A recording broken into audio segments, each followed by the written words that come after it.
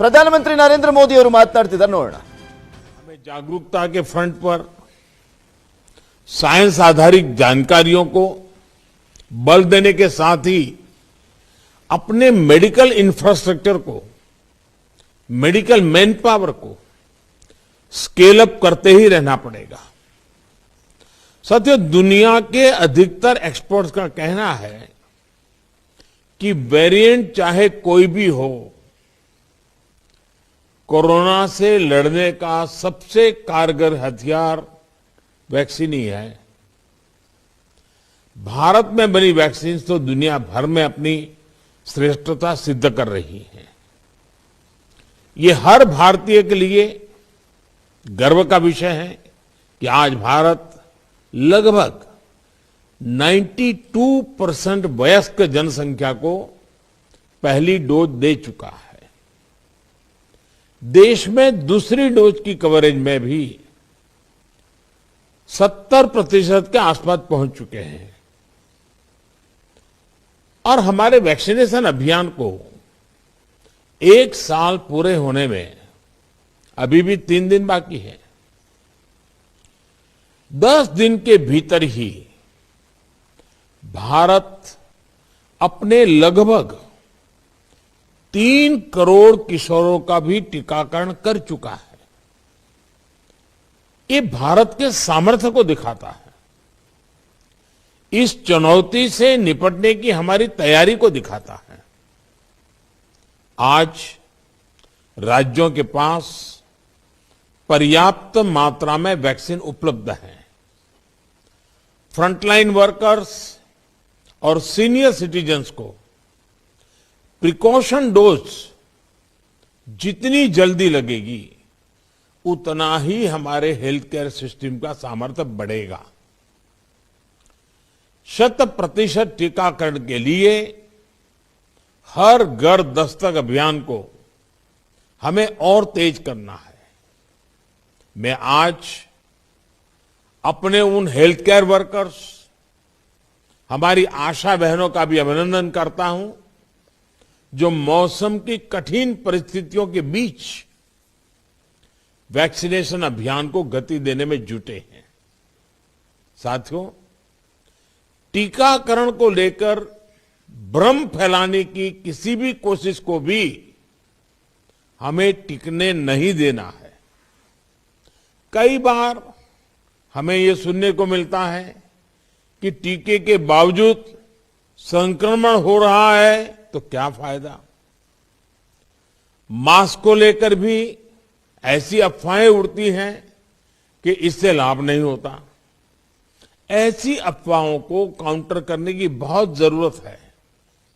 साथियों, कोरोना से इस लड़ाई में हमें एक और बात का बहुत ध्यान रखना होगा. अब हमारे पास कोरोना से लड़ाई का 2 साल का अनुभव है. देशव्यापी तैयारी भी है. सामान्य लोगों की आजीविका, आर्थिक गतिविधियों को कम से कम नुकसान हो, अर्थव्यवस्था की गति बनी रहे, कोई भी रणनीति बनाते समय हम इन बातों को जरूर ध्यान में रखें. ये बहुत आवश्यक है. और इसलिए लोकल कंटेनमेंट पर ज्यादा फोकस करना बेहतर होगा. जहां से ज्यादा केस आ रहे हैं, जहां ज्यादा से ज्यादा और तेजी से टेस्टिंग हो, ये सुनिश्चित करना भी आवश्यक है. इसके अलावा हमें यह भी सुनिश्चित करना होगा कि होम आइसोलेशन में ही ज्यादा से ज्यादा ट्रीटमेंट हो सके. इसके लिए होम आइसोलेशन से जुड़ी गाइडलाइंस को, प्रोटोकॉल को, उसे फॉलो करना और स्थितियों के अनुसार इंप्रूवाइज करना भी बहुत जरूरी है. होम आइसोलेशन के दौरान ट्रैकिंग और ट्रीटमेंट की व्यवस्था जितनी बेहतर होगी उतना ही अस्पतालों में जाने की आवश्यकता कम होगी।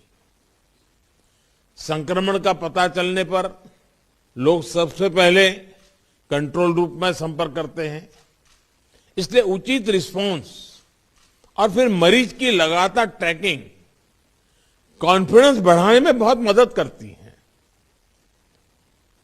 मुझे खुशी है कि कई राज्य सरकार इस दिशा में बहुत अच्छी तरह नए नए इनोवेटिव प्रयास भी कर रही है, प्रयोग भी कर रही है। केंद्र सरकार ने टेलीमेडिसिन के लिए भी काफी सुविधाएं विकसित की है। इसका ज्यादा से ज्यादा उपयोग कोरोना संक्रमित मरीजों को बहुत मदद करेगा। जहां तक जरूरी दवाओं और जरूरी इंफ्रास्ट्रक्चर की बात है, तो केंद्र सरकार हर बार की तरह हर राज्य के साथ खड़ी है। 5-6 महीने पहले 23,000 करोड़ रुपए का जो विशेष पैकेज दिया गया था, उसका सदुपयोग करते हुए अनेक राज्यों ने हेल्थ इंफ्रा को सशक्त किया है। इसके तहत देश भर मेडिकल कॉलेज और जिला अस्पतालों बच्चों के लिए 800 से अधिक विशेष पीडियाट्रिक केयर यूनिट स्वीकृत हुए हैं। करीब 1.5 लाख नए ऑक्सीजन, आईसीयू और एचडीयू बेड तैयार किए जा रहे हैं। 5,000 से अधिक विशेष एम्बुलेंस और 950 से अधिक liquid medical oxygen storage tank की कैपेसिटी जोड़ी है। इमरजेंसी इंफ्रास्ट्रक्चर की कैपेसिटी को बढ़ाने के लिए ऐसे अनेक प्रयास हुए हैं, लेकिन हमें इस इंफ्रास्ट्रक्चर का विस्तार करते रहना है। कोरोना को हराने के लिए हमें अपनी तैयारियों को कोरोना के हर वेरिएंट से आगे रखना होगा। ओमिक्रॉन से निपटने के साथ ही हमें आने वाले किसी और संभावित वेरिएंट के लिए भी अभी से तैयारी शुरू कर देनी है। मुझे विश्वास है हम सभी का आपसी सहयोग, एक सरकार का दूसरी सरकार के साथ समन्वय कोरोना से लड़ाई में देश को ऐसी ही ताकत देता रहेगा। एक बात हम भली भांति जानते हैं, हमारे देश में एक हर घर में ये परंपरा है, जो आयुर्वेदिक चीजें हैं, जो काढ़ा वगैरह पीने की परंपरा है, इस सीजन में उपकारक है। इसको कोई मेडिसिन के रूप में नहीं कहता है, लेकिन उसका उपयोग है। और मैं तो देशवासियों से भी आग्रह करूंगा कि ये जो हमारी परंपरागत गत्थु जो चीजें रहती है, ऐसे समय उसका भी काफी मदद मिलती है, उस पर भी हम ध्यान केंद्रित करें। साथियों, आप सभी ने समय निकाला, हम सबने अपनी चिंताएं साझा की और हम सबने मिलकर के संकट कितना ही बड़ा क्यों ना आए, हमारी तैयारियां, हमारा मुकाबला करने का विश्वास और विजयी होने के संकल्प के साथ हर एक की बातों में से निकल रहा है। और यही सामान्य नागरिक को विश्वास देता है और सामान्य नागरिकों के सहयोग से हम इस परिस्थितियों को भी सफलता से पार करेंगे। आप सभी ने समय निकाला, इसके लिए मैं हृदय से आपका आभार व्यक्त करता हूं। बहुत बहुत धन्यवाद। ಪ್ರಧಾನಮಂತ್ರಿ ನರೇಂದ್ರ ಮೋದಿ ಅವರು ಮುಖ್ಯಮಂತ್ರಿಗಳ ಜೊತೆಗಿನ ಸಭೆ ಮುಗಿದ ಬಳಿಕ ಮಾತನಾಡಿದರು. ದೇಶವನ್ನುದ್ದೇಶಿಸಿ ಒಮೈಕ್ರಾನ್ ನಿಯಂತ್ರಣಕ್ಕೆ ಸರ್ಕಾರ ಬದ್ಧವಾಗಿದೆ, ಯಾವುದೇ ರೂಪಾಂತರಿಯನ್ನ ಗೆಲ್ಲಿಕ್ಕೆ ಲಸಿಕೆನೇ ಅಸ್ತ್ರವಾಗಿರುವಂತದ್ದು. ಆಲ್ಮೋಸ್ಟ್ ಭಾರತದಲ್ಲಿ 92% ಅಷ್ಟು ಲಸಿಕೆಯನ್ನ ನೀಡಲಾಗಿದೆ. ಮೊದಲ ಡೋಸ್ ಲಸಿಕೆಯನ್ನ 70% ಕಿನ್ನ ಹೆಚ್ಚಿನ ಎರಡನೇ ಡೋಸ್ ಲಸಿಕೆಯನ್ನ ಕೂಡ ನೀಡಲಾಗಿದೆ. 3 ಕೋಟಿ ಮಕ್ಕಳಿಗೆ ಲಸಿಕೆಯನ್ನ ಈಗ ಆಲ್ರೆಡಿ ನಾವು ನೀಡಿದ್ದೇವೆ. ಯಾರು ಕೂಡ ಭಯಪಡುವಂತ ಅಗತ್ಯ ಇಲ್ಲ, ಕೊರೋನಾ ಕಂಟ್ರೋಲ್ನಲ್ಲಿದೆ ಹಂಗನ್ಬಿಟ್ಟು ಬೇಜವಾಬ್ದಾರಿಯನ್ನ ಕೂಡ ತೋರಿಸಬೇಡಿ ಅಂತ ಪ್ರಧಾನಮಂತ್ರಿ ನರೇಂದ್ರ ಮೋದಿ ಅವರು ದೇಶವಾಸಿಗಳಲ್ಲಿ ಮನವಿಯನ್ನು ಮಾಡಿಕೊಳ್ತಾ ಇದ್ರು. ಕಂಟೈನ್ಮೆಂಟ್ ಝೋನ್ಗಳ ಮೇಲೆ ತೀವ್ರ ನಿಗಾ ಇಡಬೇಕಾದಂತ ಅವಶ್ಯಕತೆ ಇದೆ. ಎಲ್ಲ ರಾಜ್ಯ ಸರ್ಕಾರಗಳು ಕೂಡ ಈ ಒಂದು ಕೊರೋನಾವನ್ನ ನಿಯಂತ್ರಣ ಮಾಡುವಂತ ನಿಟ್ಟಿನಲ್ಲಿ ಹೆಚ್ಚಿನ ಜವಾಬ್ದಾರಿಯನ್ನ ತಗೊಂಡು ಕಾರ್ಯವನ್ನ ನಿರ್ವಹಿಸ್ತಾ ಇದ್ದಾವೆ ಅಂತ ಕೂಡ ಹೇಳ್ತಾ ಇದ್ರು. ಟೆಲಿಮೆಡಿಸಿನ್ ಬಗ್ಗೆ ಹೆಚ್ಚೆಚ್ಚು ಪ್ರಚಾರ ಆಗ್ತಾ ಇದೆ ಅಂತ ಕೂಡ ಹೇಳಿದ್ರು. राज्यों के पास पर्याप्त मात्रा में वैक्सीन उपलब्ध है।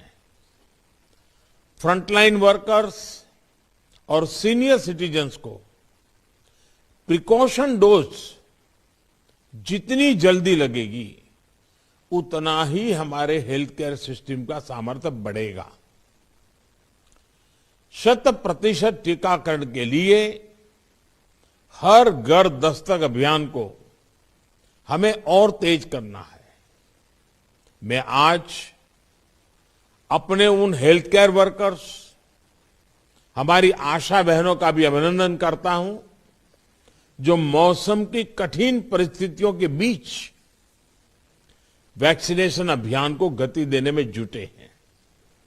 साथियों, टीकाकरण को लेकर भ्रम फैलाने की किसी भी कोशिश को भी हमें टिकने नहीं देना है। कई बार हमें ये सुनने को मिलता है कि टीके के बावजूद संक्रमण हो रहा है तो क्या फायदा। मास्क को लेकर भी ऐसी अफवाहें उड़ती हैं कि इससे लाभ नहीं होता।